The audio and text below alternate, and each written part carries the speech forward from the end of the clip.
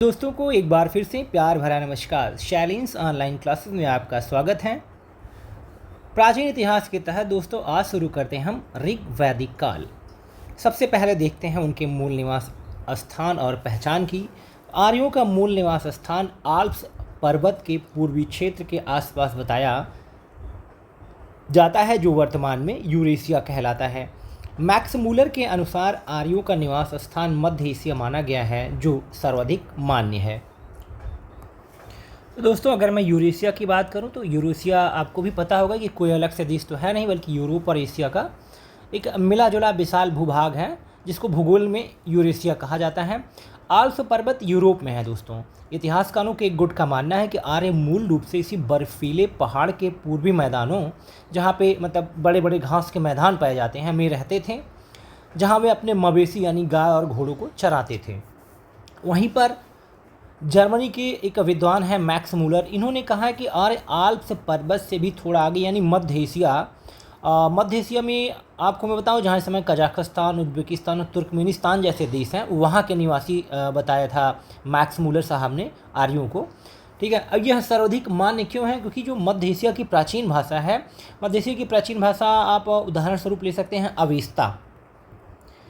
तो ये मध्य एशिया की दोस्तों प्राचीन भाषा है अवेस्ता, और जो आर्यों की प्राचीन भाषा संस्कृत है, उनके शब्दों में बहुत ही ज़्यादा समानता है। साथ ही वहाँ के पुरातात्विक साक्ष्यों, जैसे मैं बात करूँ घोड़े के अवशेष और रथों के चित्र, इनसे भी इस बात को सबसे ज़्यादा मजबूती मिलती है। इसलिए आज भी इतिहास में इसी मत को सबसे सही माना जाता है। और दोस्तों अगर मैं मैक्स मूलर साहब के बारे में थोड़ा सा और आपको बताना चाहूँ, तो ये जो है जर्मनी के रहने वाले एक बहुत बड़े भाषाविद और प्राच्य विद्या विशेषज्ञ थे। ठीक है, हालांकि उन्होंने अपना अधिकांश जीवन इंग्लैंड में बिताया और इंग्लैंड के ऑक्सफोर्ड यूनिवर्सिटी में। मैक्स मूलर भारत कभी नहीं आए, लेकिन उन्होंने घर बैठे बैठे ही संस्कृत सीखी। वो भारत के वेदों और उपनिषदों से इतना प्रभावित थे कि उन्होंने ऋग्वेद का अंग्रेजी अनुवाद किया और the sacred book of the east नाम से लगभग 50 किताबों की एक विशाल श्रृंखला का संपादन किया। वो भारतीय संस्कृति के प्रति इतना सम्मान रखते थे कि स्वामी विवेकानंद जी ने उनके बारे में कहा था, मैक्स मूलर केवल एक विद्वान नहीं हैं, बल्कि वे भारत के प्रति अगाध प्रेम रखने वाले एक सच्चे मित्र हैं। तो दोस्तों आगे बढ़ते हैं हम। भारत में आर्यों की जानकारी ऋग्वेद से मिलती है। इस वेद में आर्य शब्द का उल्लेख 36 बार हुआ है। अगर मैं बात करूं तो आर्यों का मुख्य व्यवसाय की बात कर लूं, ये पशुचारण था एवं कृषि का स्थान उस समय गौड़ था। मतलब सबसे बड़ा मुख्य व्यवसाय क्या था? वो पशुचारण किया करते थे। कृषि जो है बहुत कम हुआ करती थी। आर्य समाज पुरुष प्रधान था। पालतू घोड़े पहली बार ईसा पूर्व 6वीं सहस्त्राब्दी में काला सागर एवं यूराल पर्वत के क्षेत्र में प्रयोग में लाए गए थे। ऋग्वैदिक काल के अध्ययन के लिए साहित्यिक तथा पुरातात्विक साक्ष्यों का सहारा लिया जाता है। ऋग्वेद, सामवेद तथा यजुर्वेद, इनको वेद त्रयी के नाम से जाना जाता है। कई बार पूछा गया, इसमें अथर्ववेद नहीं है। अथर्ववेद की अगर मैं बात करूं, इसे ब्रह्मवेद या श्रेष्ठ वेद कहा जाता है। अथर्वा ऋषि के नाम पर इसका नाम अथर्ववेद पड़ा। अथर्ववेद का ब्राह्मण ग्रंथ जो आपका गोपथ है, इसमें याज्ञिक अनुष्ठानों का वर्णन नहीं है। इसमें वशीकरण, जादू टोना, भूत प्रेत और औषधियों से संबद्ध मंत्रों का वर्णन है। इसमें कुरु के राजा परीक्षित का उल्लेख है, जिन्हें मृत्यु और लोक का देवता बताया गया। ये आपका कई बार पूछा गया है कि ब्राह्मण कौन सा है, फिर इसमें है क्या इसके अंदर, अथर्ववेद के अंदर। इसे वशीकरण, जादू टोना, भूत प्रेत, औषधियों से संबद्ध मंत्रों का वर्णन है। काशी का प्राचीनतम उल्लेख जो है, सबसे पहले मतलब काशी का उल्लेख आपको कहाँ मिलता है? अथर्ववेद में। अथर्ववेद में सभा व समिति को प्रजापति की क्या है? 2 पुत्रियां कहा गया है दोस्तों। ऋग्वैदिक नदियों की अगर मैं बात कर लूँ तो प्राचीन नाम और आधुनिक नाम से देखिए, आपका जो झेलम इस समय की है, पहले वितस्ता कहलाती थी। व्यास को विपाशा कहा जाता था। रावी जो है परुसड़ी के नाम से जानी जाती थी। वहीं पर घग्घर आपका ये दृष्धति या दृष्धत्ति के नाम से जानी जाती थी। कुर्रम को कुभ्र कहा जाता था। काबुल को कुभा कहा जाता था। गंडक जो है सतानीरा के नाम से जानी जाती थी। चिनाब दोस्तों ये अस्किनी के नाम से जानी जाती थी। सतलज शतुद्री के नाम से जानी जाती थी। गोमती आपकी गोमल के नाम से जानी जाती थी। कमरू बर्वन को मरुदवृद्धा कहा जाता था। सिंध को सिंधु। घग्घर जो है ये सरस्वती के नाम से जानी जाती थी। सोहन नदी को सुषुमा कहा जाता था दोस्तों। वहीं पर स्वात को सुवास्तु कहा जाता था। तो दोस्तों यहाँ पे देखिए आपका घग्गर सरस्वती के नाम से भी जानी जाती थी और घग्गर जो है आपका धृधति के नाम से भी जानी जाती थी। इसके बारे में आपको थोड़ा सा बताना चाहूँगा। सरस्वती जो है ये वैदिक काल की सबसे पवित्र और मुख्य नदी थी। आज के वैज्ञानिक और जितने भी भूगर्भ शास्त्री यानी जियोलॉजिस्ट हैं, यह पूरी तरह सिद्ध कर चुके हैं कि राजस्थान और हरियाणा के मरुस्थल में जो घग्गर और हकरा नदी का सूखा हुआ रास्ता दिखाई देता है, वह वास्तव में प्राचीन काल के विशाल सरस्वती नदी का ही बहाव क्षेत्र था। इसीलिए घग्गर नदी को सरस्वती का ही आधुनिक या बचा हुआ रूप माना जाता है। वहीं पर अगर मैं दोस्तों धृधति नदी की बात करूं तो प्राचीन काल में धृधति नदी सरस्वती नदी की ही एक प्रमुख सहायक नदी यानी ट्रिब्यूटरी थी, जो इसके समानांतर बहा करती थी। आज की जो घग्गर नदी उसकी चौड़ी घाटी है वह प्राचीन सरस्वती और धृधति दोनों के मिलने और उनके सूखने से ही बनी है। इसलिए घग्गर को आप धृधति और सरस्वती दोनों नामों से जानते हैं। आई होप दोस्तों ये आपको डाउट क्लियर हुआ होगा। आगे बढ़ते हैं, आरण्यक के बारे में बात कर लेते हैं। आरण्यक मूलतः ब्राह्मण ग्रंथों के परिशिष्ट के रूप में पाए जाते हैं। वनों में रचे जाने के कारण ये आरण्यक कहे गए हैं। तीनों वेदों को प्रमुख आरण्यक की बात कर ली जाए तो जो कौशितकी और ऐत्रेय हैं ये ऋग्वेद के आरण्यक हैं। तैत्तिरीय, बृहदारण्यक और शतपथ आपका यजुर्वेद के हैं।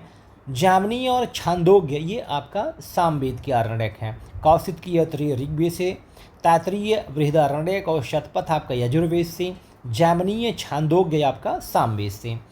अथर्ववेद का दोस्तों कोई भी आरण्यक नहीं है। वर्तमान में 7 प्रमुख आरण्यक हैं: ऐत्रेय, तैत्तिरीय, मध्यान्दिन, संखायन, मैत्रायणी, तलौकार और बृहदारण्यक। तो दोस्तों अगर मैं आरण्यक को सरल भाषा में आपको बताने का प्रयास करूं, अरण्य का अर्थ क्या होता है? जंगल या वन। प्राचीन काल में जो ऋषि मुनि जंगलों के शांत वातावरण में रहते थे, उन्होंने जीवन, अमृत और आत्मा के रहस्यों पर जो भी चिंतन किया, उसे जिन ग्रंथों में लिखा गया वे आरण्यक कहलाए। इन्हें वनों में ही पढ़ा और पढ़ाया जाता था। ठीक है। और अगर मैं इनकी ये परिशिष्ट की बात करूं तो ये वेदों के ब्राह्मण ग्रंथों के अंतिम हिस्से या पूरक के रूप में जुड़े होते थे। ठीक है। ये कर्मकांड यानी पूजा पाठ से ज्ञान मार्ग यानी दर्शन की ओर बढ़ने का एक क्या थे? पुल थे। आई होप दोस्तों अब आरण्यक के बारे में आप समझ चुके होंगे। ठीक है।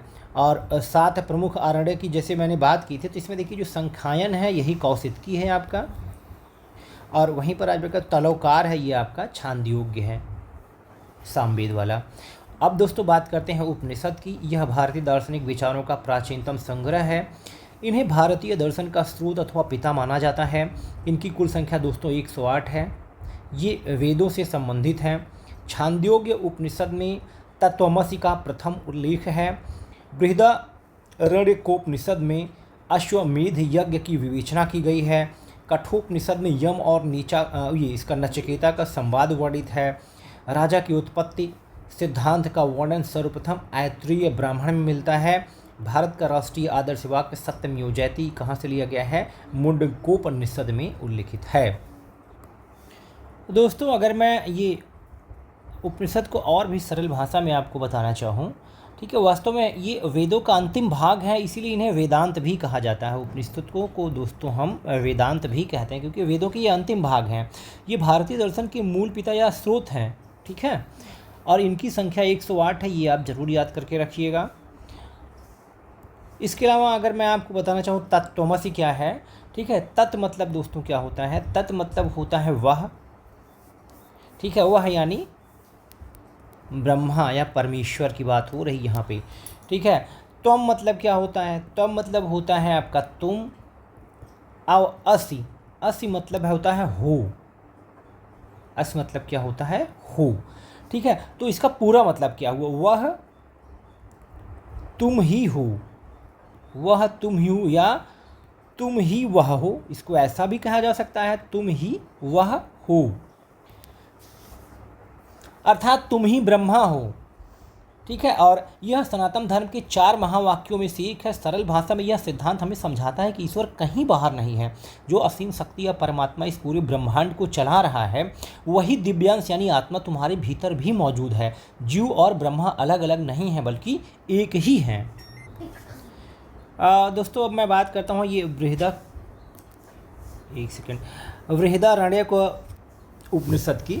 तो इसमें अश्वमेघ यज्ञ के अलावा दोस्तों आपका देखिए याज्ञ वालक गार्गी संवाद भी, ये भी इम्पोर्टेंट है, पूछा जाता है। और तमसोमा ज्योतिर्गमय भी इसी से लिया गया है, यानी अंधेरे से उजाले की तरफ। और आपका ये कठोपनिषद में यम और नचिकेता के संवाद की अगर मैं बात करूं तो इसमें दोस्तों बालक नचिकेता और मृत्यु के देवता यम के बीच जो है आत्मा और परमात्मा को लेकर हुआ जो है संवाद, इसी जो है उपनिषद में दर्ज है, यानी कठोप उपनिषद में। राजा की उत्पत्ति का सिद्धांत, ठीक है, यानी राज्यत्व की उत्पत्ति का पहला व्यवस्थित दैवीय सिद्धांत जो है ये आपका किस में मिलता है, ऐतरेय ब्राह्मण में।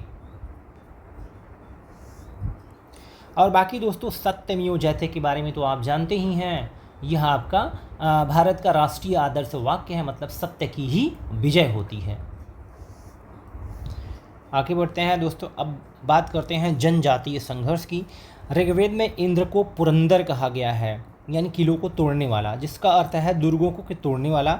आर्यों के 5 कबीले अर्थात जन थे जिनका समुदाय पंचजन कहलाता था। ये अनु, पुरु, तुर्वस, द्रुधु तथा यदु थे। भरत और तृत्स आर्यों के शासक वंश थे तथा पुरोहित वशिष्ठ दोनों वंशों के समर्थक थे। इस देश का नाम इसी भरत कुल के आधार पर भारतवर्ष पड़ा। इस कुल या कबीले का उल्लेख सबसे पहले ऋग्वेद में मिलता है। भरत और 10 राजाओं के मध्य जो युद्ध हुआ वह 10 राज्य युद्ध या 10 राज युद्ध कहलाया। 10 राजाओं के बीच युद्ध इसके रूप में विदित है। इस युद्ध का कारण भरत वंश के राजा सुदास द्वारा अपने पुरोहित विश्वामित्र को हटाकर उनके स्थान पर वशिष्ठ को नियुक्त करना था। सुदास द्वारा अपमानित किए जाने पर विश्वामित्र ने पंचजनों के साथ अन्य कबीलों यानी जन को संगठित कर सुदास से युद्ध किया। यह युद्ध परुसड़ी नदी के तट पर हुआ, जिसमें सुदास की जीत हुई और भरत कबीले की प्रभुता कायम हुई। इस युद्ध का वर्णन ऋग्वेद के 7वें मंडल में है। दोस्तों आप ये कमेंट करके बताओ परसुड़ी नदी का नया नाम क्या है। कुरुजनों ने पांचालों के साथ मिलकर उच्च गंगा मैदान में अपना संयुक्त राज्य स्थापित किया। और अब बात करते हैं दोस्तों उनके भौतिक जीवन की। तो भारत में आर्यों की सफलता के कारण थे घोड़े, रथ और संभवतः कांसे के कुछ कुशल अस्त्र शस्त्र व उपकरण, जिनके बारे में हमें पुरातात्विक प्रमाण नाम मात्र के मिले हैं। ऋग्वैदिक आर्यों के अधिकांश युद्ध गाय को लेकर हुए हैं। ऋग्वेद में युद्ध का पर्याय गविष्टि यानी गाय का अन्वेषण या गाय की खोज है। गाय सर्वोत्तम धनुष में दोस्तों मानी जाती थी। ऋग्वेद में बढ़ई, रथकार, बुनकर, चर्मकार, कुम्हार आदि शिल्पियों के उल्लेख मिलते हैं। तांबे या कांसे के अर्थ में अयस शब्द का प्रयोग होता था। स्पष्ट है कि उन्हें धातु कर्म की जानकारी थी। अब दोस्तों बात कर लेते हैं जनजातीय राज्य व्यवस्था की। तो ऋग्वैदिक काल में आर्यों का प्रशासनिक तंत्र कबीले के प्रधान के हाथों में था। वह राजन कहलाता था। ऋग्वैदिक काल में राजा का पद आनुवांशिक हो चुका था। राजा एक प्रकार का सरदार था। उसके पास असीमित अधिकार नहीं थे क्योंकि उसे कबीले की सलाह लेनी पड़ती थी। उस समय दोस्तों कबीले की आम सभा जो समिति कहलाती थी अपने राजा का चुनाव करती थी। सभा, समिति, विदथ एवं गण जैसे संगठन विचार विमर्श करते थे तथा सैनिक एवं धार्मिक कार्य देखते थे। ऋग्वैदिक काल में स्त्रियां सभा एवं विदथ में भाग लेती थी। दोस्तों ये इम्पोर्टेंट है, पूछा जाता है। आगे बढ़ते हैं दोस्तों। सभा वर्तमान लोकसभा की तरह थी, जबकि समिति वर्तमान राज्यसभा की तरह कार्य करती थी। सभा के जो पुरुष सदस्यों के लिए सभेय शब्द और स्त्री सदस्यों के लिए सभावती शब्द आया है। सभेय और सभावती। विदथ की बात कर लूँ दोस्तों तो ऋग्वैदिक काल में इस संस्था का प्रचलन अधिक था। विदथ को विशिष्ट संस्था के रूप में माना गया है, जिसमें वृद्धों व विद्वानों की सहभागिता होती थी। दैनिक जीवन में कुछ अधिकारी राजा की सहायता करते थे। सबसे महत्वपूर्ण अधिकारी पुरोहित होता था। पुरोहित के बाद सेनानी यानी सेनापति का स्थान था। चारागाह या बड़े जत्थे का प्रधान वाज्रपति कहलाता था। परिवारों के प्रधानों को कुलप या लड़ाकू दलों के प्रधानों को ग्रामीण कहा जाता था। तो जो परिवार के प्रधान थे दोस्तों उनको क्या कहते थे, कुलप, और जो लड़ाकू दल के प्रधान थे उनको क्या कहा जाता था, ग्रामीण। राजा कोई नियमित या अस्थायी सेना नहीं रखता था, लेकिन युद्ध के समय स्वजनों की सेना जो है वो संगठित कर लेता था, यानी जो मिलिशिया समूह कहा जाता है। तो दोस्तों अगर मैं मिलिशिया को आपको सरल भाषा में समझाना चाहूँ तो मिलिशिया का मतलब होता है नागरिकों की अस्थायी सेना, यानी गैर पेशेवर सैनिक इनको आप कह सकते हैं। तो जैसे वैदिक काल या ऋग्वेद काल में राजा के पास आज की तरह कोई अस्थायी सेना तो होती नहीं थी, ठीक है, जिन्हें वह हर महीने वेतन दे। जब भी किसी दूसरे कबीले या राज्य से युद्ध की स्थिति आती थी तो राजा अपने ही कबीले के आम नागरिकों, जैसे किसान हो गए, चरवाहे हो गए, अपने सगे संबंधी हो गए, इन्हीं लोगों को इकट्ठा करता था। ये लोग आम दिनों में अपने खेती बाड़ी का काम करते थे, लेकिन युद्ध के समय हथियार उठाकर राजा के साथ लड़ने चले जाते थे। युद्ध खत्म होते हुए वे आपस अपने काम पर लौट आते थे। यही हो गया मिलिशिया। दोस्तों अब बात करता हूँ मैं कबीला और परिवार की। व्यक्ति की पहचान उसके कुल या गोत्र से होती थी। लोगों की सबसे अधिक आस्था अपने अपने कबीले के प्रति रहती थी, जिन्हें जन कहा जाता था। ऋग्वेद में जन शब्द का प्रयोग 275 बार, लेकिन जनपद शब्द का प्रयोग एक बार भी नहीं हुआ है। जनपद मतलब होता है राज्य क्षेत्र, ठीक है। ये आप जनपद शब्द का प्रयोग एक भी बार नहीं हुआ, एक बार ये पूछा भी गया है किसी एग्जाम में। ऋग्वेद में दूसरा महत्वपूर्ण शब्द विश्व है, जो कबीले के अर्थ में मिलता है।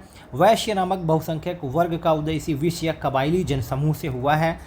आरंभिक वैदिक अवस्था में परिवार के अर्थ में गृह शब्द का उल्लेख मिलता है, जो ऋग्वेद में बार बार आया है। यह समाज प्रत्सत्तात्मक था। परिवार का मुखिया पिता होता था। स्त्रियां सभा समितियों में भाग ले सकती थी। वे पतियों के साथ यज्ञ में आहुतियां दे सकती थीं। सूक्तों की रचना मौखिक होती थी और उस काल का कोई लेख नहीं मिला है। दोस्तों ऋग्वेद में नियोग प्रथा और विधवा विवाह के प्रचलन का आभास मिलता है। बाल विवाह का कोई उदाहरण नहीं है।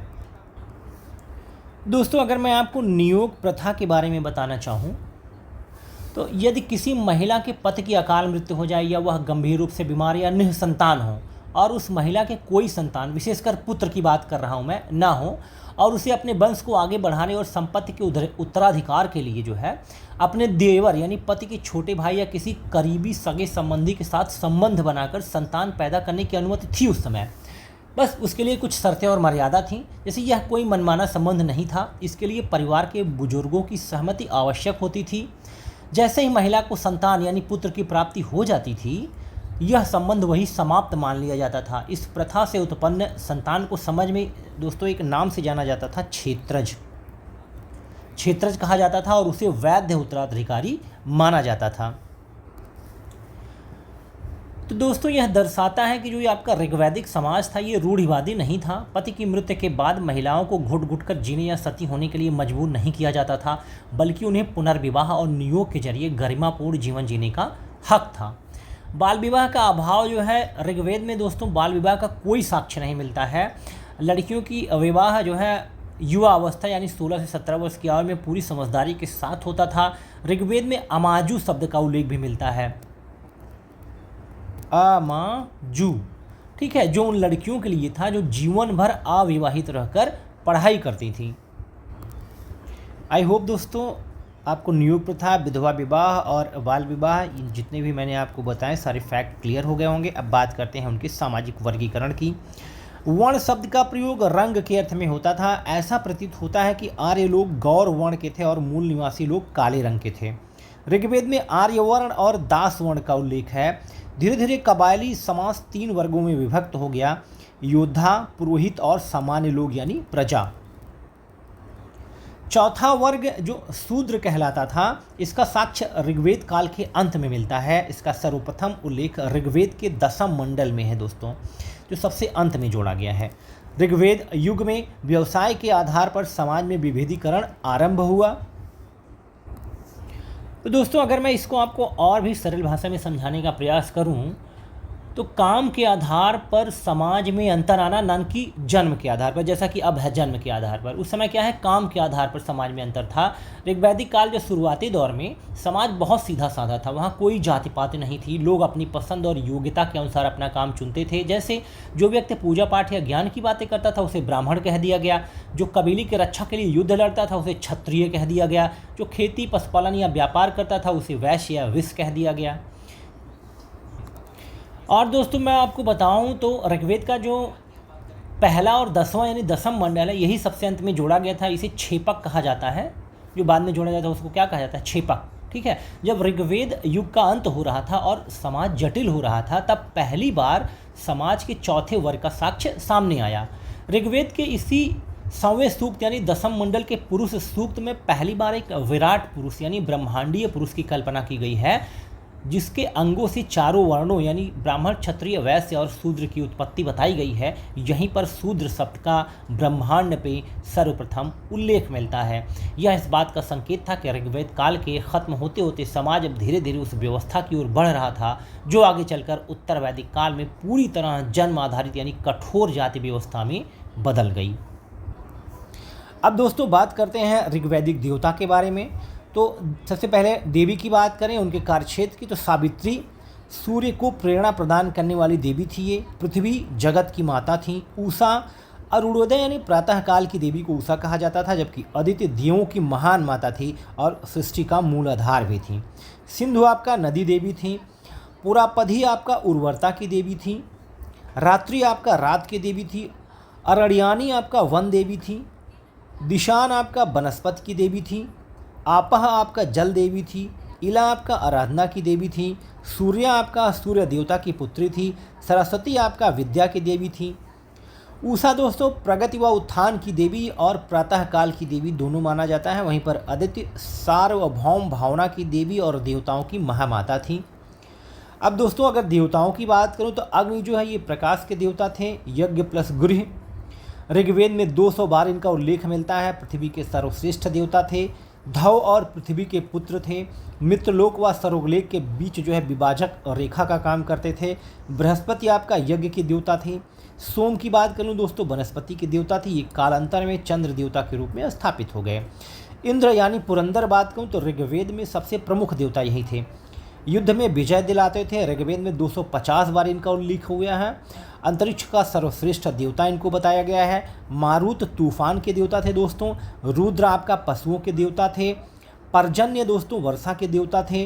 सूर्य आपका तेज के देवता थे, विश्व के रक्षक थे। वहीं पर धव यानी आकाश आपका सृजन के देवता, स्वर्ग का देवता। ऋग्वैदिक देवताओं में सबसे प्राचीन आपका कौन थे? धव। अश्विन दोस्तों दुर्भाग्य व रोगों को दूर करने वाले देवता थे, देवताओं के चिकित्सक थे।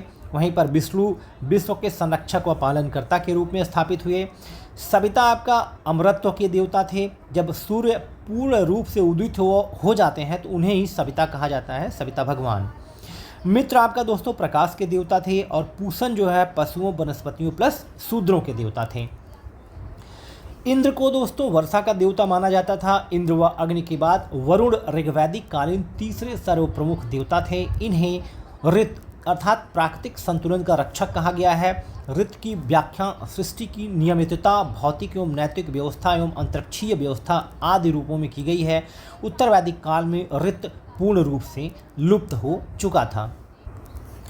दोस्तों ऋत को मैं आपको सरल भाषा में समझाऊं तो ऋत प्राचीन वैदिक दर्शन का एक बहुत ही खूबसूरत शब्द है।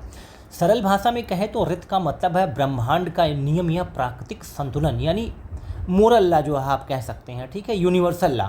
ऋषियों का मानना था कि यह पूरी दुनिया अपने आप नहीं चल रही है बल्कि इसे चलाने के लिए एक अदृश्य अचूक नियम काम कर रहा है। इसी नियम को ऋत कहा गया। इसकी व्याख्या 3 स्तरों पर की गई है दोस्तों। पहला स्तर जो आपका है भौतिक व्यवस्था, सूरज के जैसे रोज का सुबह सही समय पर उगना, चाँद का चमकना, नदियों का बहना और मौसम का अपने समय पर बदलना, यह सब ऋत के कारण है। दूसरा आपका स्तर है अंतरिक्षीय व्यवस्था। अंतरिक्ष में पृथ्वी, तारे और सारे ग्रह बिना टकराए अपनी अपनी धुरी पर घूम रहे हैं, यह भी ऋत की ही वजह से है। तीसरा आपका जो स्तर है वो है नैतिक व्यवस्था दोस्तों। इंसानों के लिए सही गलत का पैमाना, सच बोलना, बड़ों का आदर करना, पाप न करना, यह समाज को चलाने वाली नैतिक व्यवस्था भी ऋत का ही हिस्सा थी, ठीक है। चूँकि वरुण देवता इस पूरे नियम यानी ऋत की रखवाली करते थे और नज़र रखते थे कि कोई इस नियम को ना तोड़े, इसीलिए वरुण देवता को ऋतस्य गोपा अर्थात ऋत का रक्षक भी कहा गया है। उत्तर वैदिक काल में ऋत का जो ये लुप्त होना दोस्तों, ये इतिहास के दृष्टिकोण से एक बहुत बड़ा वैचारिक बिंदु है।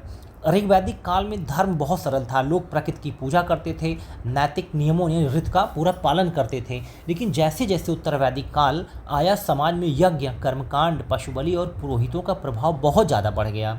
लोग आंतरिक नैतिकता यानी ऋत को भूल कर बाहरी दिखावे और महंगे पूजा पाठ में उलझ कर रह गए। इसी कारण इतिहासकार कहते हैं कि उत्तर वैदिक काल तक आते आते ऋत यानी प्राकृतिक और नैतिक संतुलन का जो सिद्धांत था समाज से पूरी तरह लुप्त या गायब हो गया और इसकी जगह कर्मकांडों ने ले ली। आई होप दोस्तों आप ऋत के बारे में बहुत अच्छी तरह के समझ चुके होंगे। आगे बढ़ते हैं अब। ऋग्वेद के एक मंत्र में रुद्र यानी शिव को त्रयंबक कहा गया है दोस्तों अंबक मतलब क्या होता है? अंबक मतलब दोस्तों होता है आँख, और त्रयंबक मतलब तीन आंखें भगवान शिव की, इसलिए उनको त्र्यंबक कहा गया है।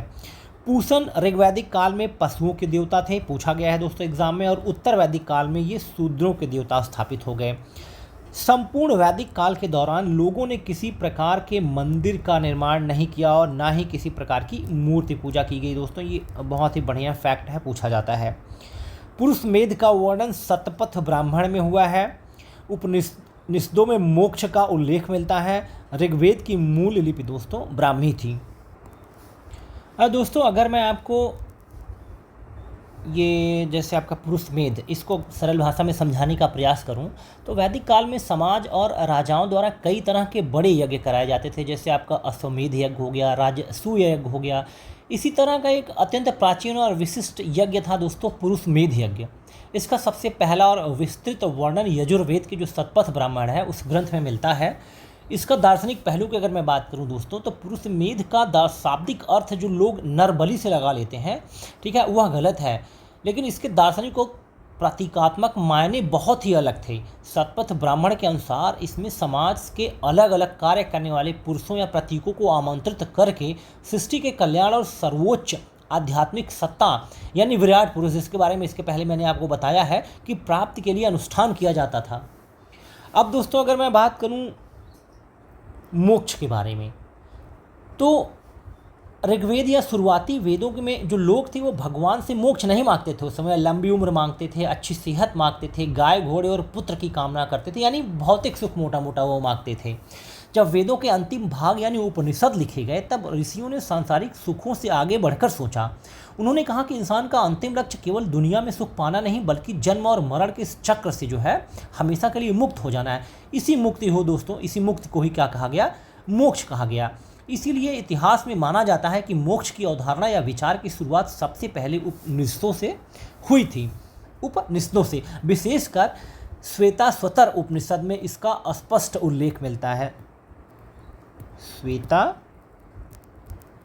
उपनिषद, ये दोस्तों आप याद करके रखिएगा, इसमें जो है सबसे पहले इसका स्पष्ट उल्लेख मिलता है मोक्ष का।